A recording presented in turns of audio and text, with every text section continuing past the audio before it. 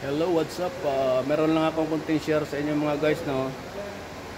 Kung ang sasakyan nyo ay equip ng heater core or kanila karamihan nito sa yung mga cold country, meron silang mga ganito, mga heater.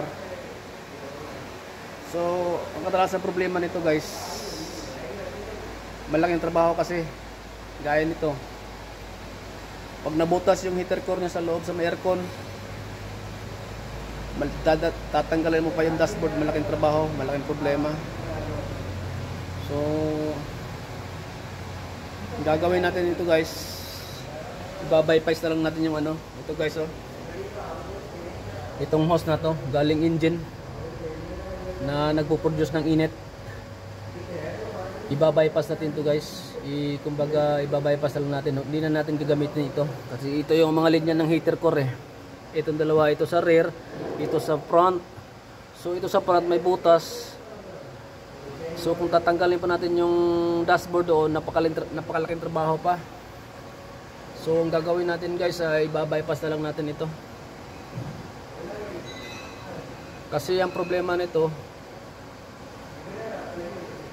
yung radiator biglang mauubos ang tubig. Wala namang leaking dito sa may radiator, sa may makina, wala rin. So nung tinesting ko yung sa ilalim, yung drain plug niya, mainit ang labas. Mainit yung lumalabas na tubig sa may drain plug sa may front na heater. So yun guys, confirm na nabutas itong front heater core niya. So ang gagawin natin, iba-bypass natin to. So let's go. So ganito pala pagtanggal ng heater core guys. Ito guys, itong dalawang hose na to guys, galing itong makina. Ito papuntang heater core. So anong gagawin natin? Tanggalin muna natin yung mga clip. Ito. Tanggalin dito itong hose. Ayun. Ito sa baba, clip.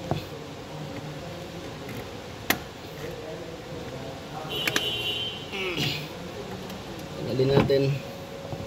Tsaka natin bunutin. Yun, lambot lang. Napakasimpleng trabaho ito guys. Balik natin to. Isa, babypass natin. Yun, kita nyo.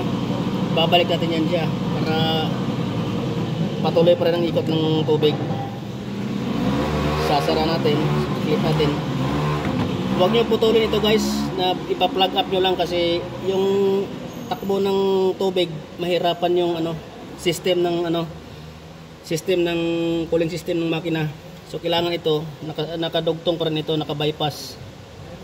So ang mangyayari ito guys, itong isa naman na ito, ibabalik natin ito sa kabil sa rin para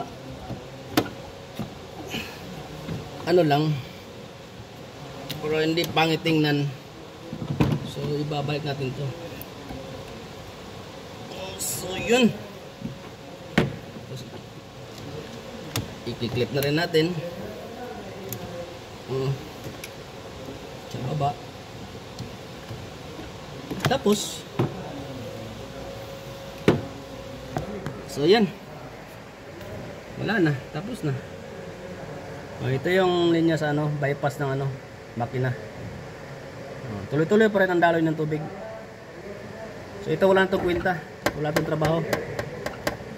So yan lang guys.